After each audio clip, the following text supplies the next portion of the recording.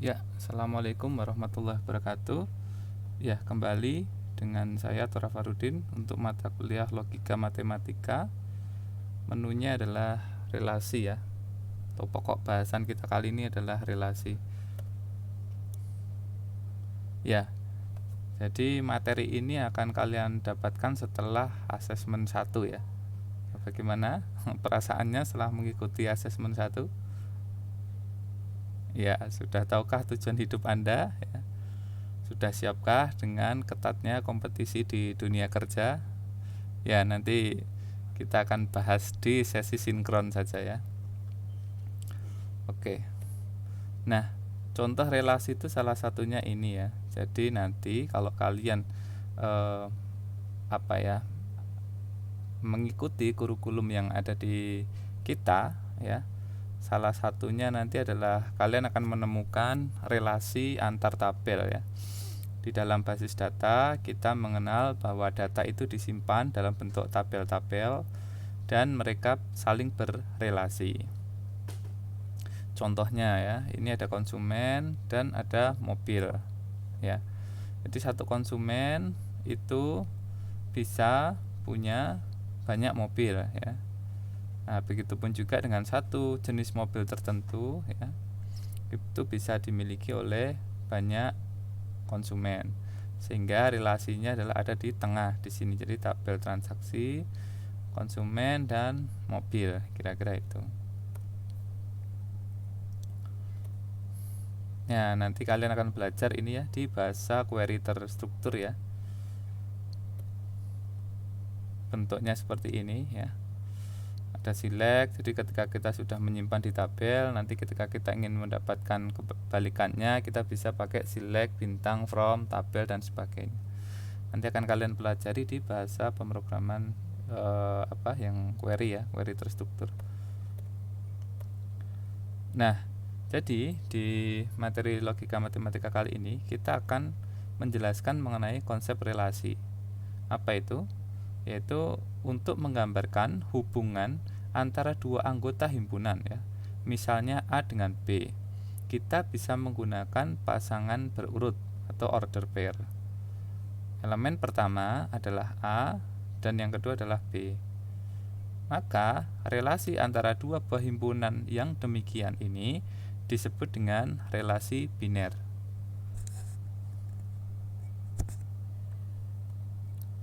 Jadi relasi biner bisa kita tulis bahwa menjembatani ya himpunan A dan B ya. Jadi A dan B. Notasinya seperti ini. Jadi merupakan elemen bagian ya dari A dan B. Kalau kita nulis A, R, B, maka itu dinotasikan untuk A dan B merupakan elemen dari R, yang artinya adalah A dihubungkan dengan B oleh R. Kalau R-nya dicoret, berarti A tidak dihubungkan oleh B melalui relasi R. Himpunan A disebut dengan asal atau domain ya, sedangkan B adalah hasil atau range dari R. Nah, term tersebut nanti kita akan pakai ya di depan ya.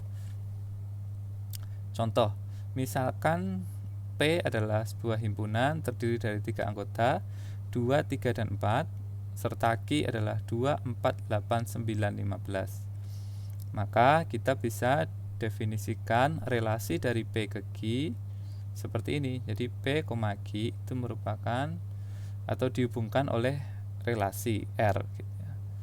Nah, relasinya kali ini kasusnya adalah jika P habis membagi Q ya, maka diperoleh kalau P ini habis membagi Q, maka diperoleh seperti ini ya. Relasinya adalah 2 habis dibagi dengan 2 ya, 2 habis membagi dengan 4, 2 dengan 8, kira-kira seperti itu. 3 habis dibagi dengan 9 ya. 3 habis dibagi dengan 15 dan 4 habis dibagi dengan 4, 4 habis dibagi dengan 8. Sehingga relasinya kita bisa tuliskan pasangan seperti ini ya. Pasangan setiap anggota dari P dipasangkan dengan anggota dari Q yang sesuai dengan ini ya, yang sesuai dengan definisi dari relasinya itu sendiri. Contoh, misalkan R adalah relasi pada A 2, 3, 4, 8, 9 yang didefinisikan oleh X, Y merupakan atau dihubungkan oleh R ya. Jika X adalah faktor prima dari Y, maka kita bisa dapatkan seperti ini ya. Jadi faktor prima itu kan dirinya sendiri ya, 2 dan 2. Jadi A ini dihubungkan, direlasikan dengan mana Pak? Dengan A itu sendiri ya. Jadi 2 itu faktor primanya adalah 2 ya. 2 4 ya, 2 8 3 3 dan 3 9 kira-kira ini. Ini mungkin faktor bagi kayaknya ya. Nah, representasi relasi. Pertama, bisa kita representasikan dengan diagram panah ya, diagram panah. Jadi kalau ini adalah himpunan P dan ini adalah Q, maka relasinya seperti ini. Kalau ada 2,2, 2,4, 2,8, 3,9, 3,15, 4 dan 48 seperti yang tadi yang ada di depan ya, kalau kalian masih ingat, maka kita bisa gambar dengan menggunakan diagram panah. Kita gambarkan himpunan P, kita gambarkan himpunan Q anggotanya, kemudian baru kita berikan tanda panah ya, mengarah dari P ke Q seperti itu. Ini juga sama atau yang tadi ya, yang A dengan A itu sendiri, 22, 24, 28, 33, 39 kira-kira itu.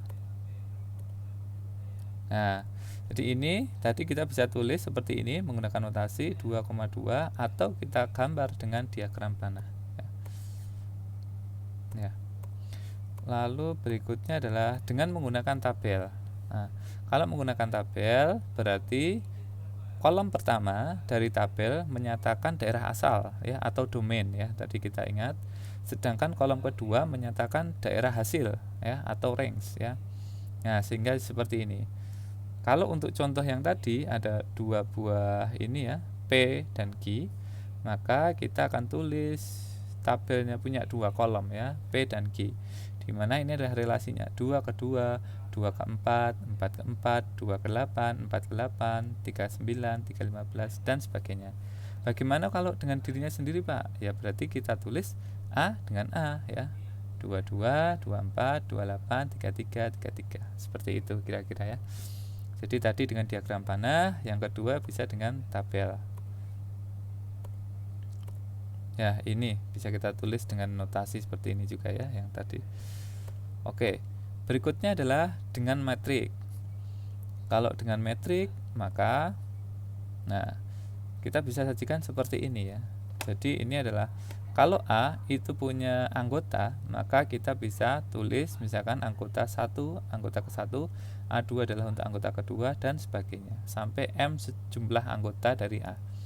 Kalau B itu punya anggota B1, B2 sampai sejumlah N dari jumlah anggota B. Maka kita bisa sajikan ini adalah A ya, untuk barisnya adalah A, himpunan A, dan ini yang kolom ini adalah himpunan B-nya. Nah, sedangkan di dalamnya ini adalah relasinya. Nanti kita tulis seperti ini. Jadi kita bisa tulis dengan menggunakan notasi M matrik, yaitu MIJ ya.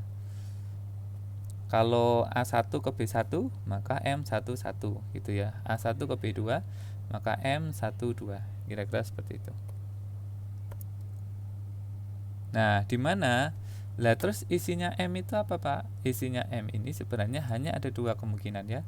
Satu, kalau di situ ada relasi dari A1 ke B1 ya, seperti ini.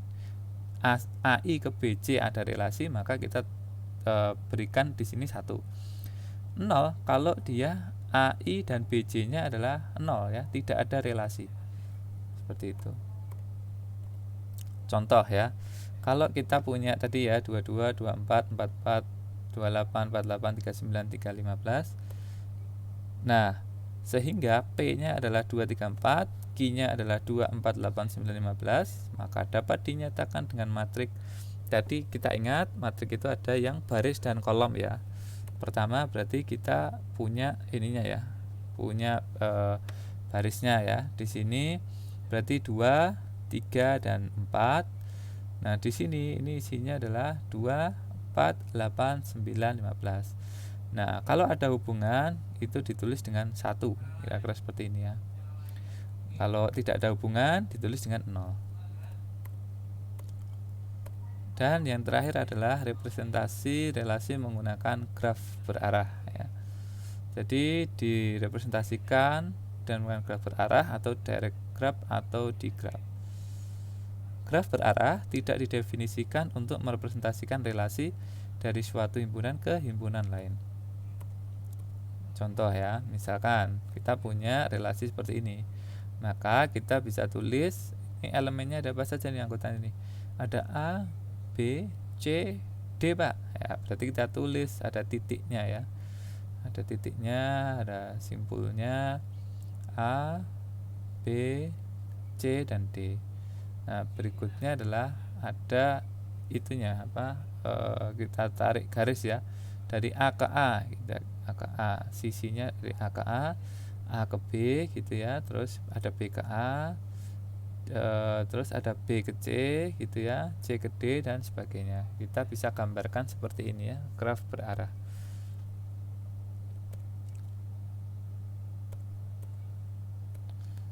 Nah, selanjutnya adalah relasi biner ya, di antara dua himpunan itu punya sifat. Yang pertama adalah refleksif. Refleksif yaitu relasi R pada himpunan A disebut refleksif jika A, A merupakan elemen dari R ya, atau relasi. Untuk setiap A-nya itu merupakan elemen dari A, himpunan A itu sendiri. Contoh ya. Oh ya, sebelum ke contoh ini dulu ya. Dia tidak refleksif jika ada A sedemikian hingga sehingga A-nya itu bukan merupakan himpunan dari relasi. Jadi A itu himpunan bagian dari A besar, tetapi A kecil ini bukan merupakan himpunan dari relasi, maka dia tidak disebut dengan reflektif. Kita lihat contohnya ya. Misal kita punya A 1, 2, 3, 4, maka kita lihat ada relasinya seperti ini. Ada 1 ke 1, 1 ke 3, 2 ke 1, 2 ke 2, 3 ke 3, 4 ke 2, 4 ke 3, 4 ke 4. Karena di situ ada 4 himpunan ini ya, 4 anggota ya, 4 anggota dari A, maka untuk sifat reflektif mensyaratkan bahwa harus ada ya relasi dari masing-masing anggota ke dirinya sendiri. Contoh kalau di sini yang dikasih merah ya, 1 1 ya, ini adalah 2 2, ini adalah 3 3, ini adalah 4 4 ya. Maka dia punya sifat itu reflektif.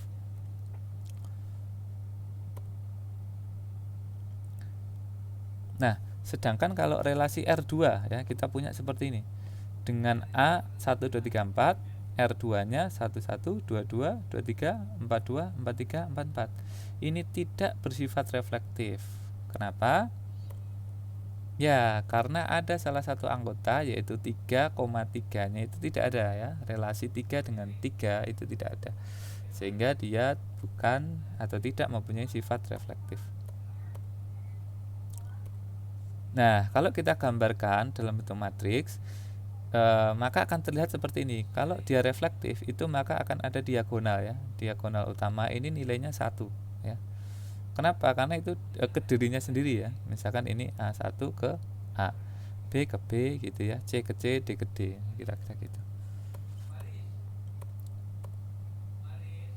Nah, kalau ini ya relasi yang bersifat reflektif, kita akan lihat cirinya adalah ada gelang ya di setiap simpulnya. Kalau simpulnya ada 4 A, B, C, D, maka masing-masing simpul itu punya gelang. Nah, karena dia punya gelang, maka kita bisa tahu bahwa oh ini sifatnya adalah reflektif.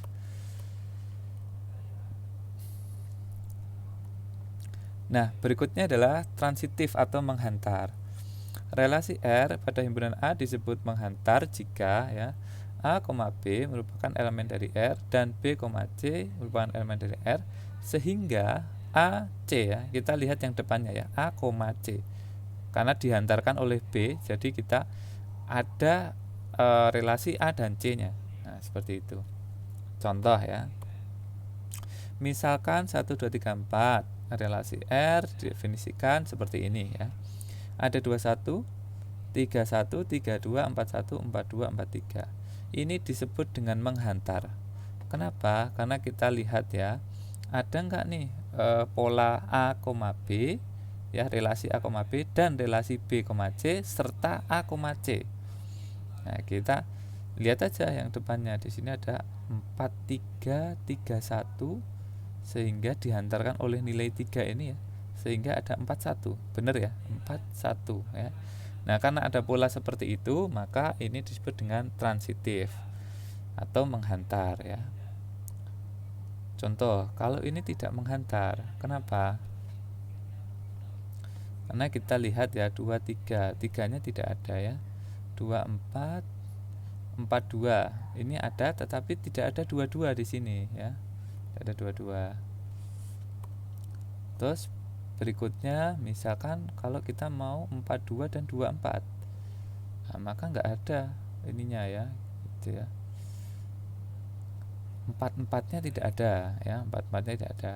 Kalau 42 dan 23, 43-nya enggak ada. Nah, maka ini tidak punya sifat menghantar ya. Seperti itu. Kalau salah satunya ada, maka itu sudah diberikan sifatnya ya, sifat menghantar tadi. Tapi kalau tidak ada sama sekali ya maka tidak ada ya. Nah, bagaimana kalau ke dirinya sendiri tadi yang reflektif tadi? Ini jelas menghantar ya. Karena ada 1 ke 1 dan 1 ke 1. Jadi 1 ke 1 juga gitu ya. Dia menghantar. Nah, berikutnya adalah simetris ya. Tadi reflektif, menghantar, dan berikutnya adalah simetris atau setangkup. Apa syaratnya? Syaratnya kalau ada A, B, relasi A, B, maka B, A-nya dan relasi, sehingga untuk A, B itu merupakan elemen dari A. Jadi ada kebalikannya. Kalau kita lihat ya contoh. Kalau ada 1, 2, 3, 4 dan relasi R di bawah ini didefinisikan pada himpunan A sebagai berikut ya, maka ini disebut dengan setangkup. Kenapa? Karena kita lihat ada 1, 2 dan ada 2, 1 ya, kebalikannya. Berikutnya ada 2, 4 dan ada 4, 2 ya, kebalikannya. Maka disebut dengan setangkup. Atau apa tadi yang di depan tadi? Simetris ya, simetris atau setangkup. Nah, kalau ini setangkup tidak? Tidak setangkup. Kenapa? Karena ada 2, 3 ya, tetapi tidak ada 3, 2 ya. Tidak setangkup. Kalau di atas setiap elemennya itu ada ininya ya, ada setangkupnya. Kalau di sini ini 2, 3 ini tidak punya 3, 2, maka dia tidak setangkup. Nah, kalau inverse, apa itu inverse? Kebalikannya ya. Jadi simbolnya seperti ini ya, R-1 adalah relasi dari B ke A yang didefinisikan oleh seperti ini. Jadi dibalik, B, A itu A, B ya. Jadi relasi B, A sedemikian rupa sehingga A, B-nya itu merupakan elemen dari relasi. Kita lihat ya. Contohnya, kalau P-nya adalah 2, 3, 4, Q-nya adalah 2, 4, 8, 9, 15. Jika kita definisikan relasi R dari P ke Q dengan P dan Q-nya merupakan elemen relasi, jika P habis membagi Q ya, P habis membagi Q, maka didapatlah seperti ini yang tadi kita sudah bahas ya. Nah, maka relasi inversenya R-1 adalah inverse dari relasi R, yaitu relasi dari Q ke P ya. Kita balik Q ke P. Sehingga ya, maka relasinya akan berbunyi seperti ini. Kalau tadi P habis membagi Q, maka di sini Q adalah kelipatan dari P ya. Sehingga tinggal kita balik saja. Kalau di sini 2,2 dibalik, 2,4 akan jadi 4,2, 4,4 akan jadi 4,4, 2,8 akan jadi 8,2, 8,4 akan jadi 4,8 akan jadi 8,4, 3,9 akan jadi 9,3, 3,15 akan jadi 15,3. Kira-kira seperti itu. Nah, ini relasi inverse dalam metrik ya. Jika M adalah matrik yang merepresentasikan relasi R seperti ini ya, maka matriks yang merepresentasikan relasi R-1 misalkan N diperoleh dengan melakukan transpose. Kalau yang disediakan adalah metriknya, maka inverse-nya itu adalah transpose-nya. Transpose itu apa? Yang semula baris ya akan jadi kolom ya. Kalau ini barisnya adalah 1 1 1 0 0 akan jadi kolom pertama 1 1 1 0 0. Baris kedua adalah 0 0 0 1 1 akan menjadi kolom kedua 0 0 0 1 1. Baris ketiga adalah 0 1 1 0 0 akan jadi 0 1 1 0 0. Kira-kira seperti itu. Nah, untuk latihan soal kita bahas di sesi sinkron saja ya. Nah, kombinasi relasi sekarang ya. Karena relasi biner merupakan himpunan pasangan terurut, maka operasi himpunan seperti irisan, gabungan, selisih, dan beda stangkop antara dua relasi juga berlaku ya. Nah, misalkan jika R1 dan R2 masing-masing adalah relasi dari himpunan A ke himpunan B, maka bisa kita dapatkan hasil operasi R1 irisan R2, R1 union R2, R1 selisih R2, dan R1 beda stangkop R2 juga adalah relasi dari A ke B. Kita lihat ya contohnya. Contoh, kalau A, himpunan A itu A kecil B, C, dan B adalah A, B, C, D, maka relasi R1 didapatkan seperti ini. Misal ya, A, B, B, C, C. Relasi R2 adalah A, A, B, A, C, A, D. Maka ya, irisan antara R1 dan R2 adalah yang sama mana? A ya, A, A ya, kita tulis. Berikutnya kalau himpunan, bukan himpunan, union ya, union gabungan. Maka kita tulis saja AA, BB, CC, AB, AC, AD gitu ya, kita tulis union. Bagaimana kalau selisih? Kita kurangi saja yang ada di R1 tapi tidak ada di R2. Jadi ini dikurangi dengan irisannya dengan R2 tadi. A, A ya. Berarti kita tuliskan B, B dan C, C saja ya, karena A, A-nya adalah irisan dengan R2. Bagaimana kalau dibalik? R2 selisih R1. Maka kecuali yang irisan tadi ya, kecuali A, A. Kita tulis saja AB, AC, dan AD ya. Nah, bagaimana kalau beda stangkop? Beda stangkop kita ingat kembali ya. Kalau beda stangkop itu ya, kalau beda stangkop itu apa? Dia ada di A, ada di B ya, union ya, dikurangi irisannya ya, dikurangi irisannya. Dia ada di A dan di B, R1 dan R2, tapi dikurangi irisannya. Karena irisannya adalah A, A saja, maka sisanya kita tulis ya, BB, CC, AB, AC, dan AD. Kira-kira itu. Nah, komposisi.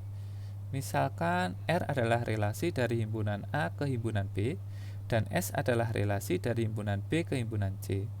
Maka komposisi R dan S dinotasikan dengan S komposisi R ya.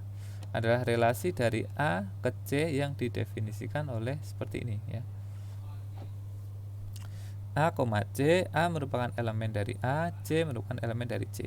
Dan untuk beberapa B merupakan elemen dari B, A, B merupakan elemen dari R, dan B, C elemen dari S. Kita lihat contohnya ya.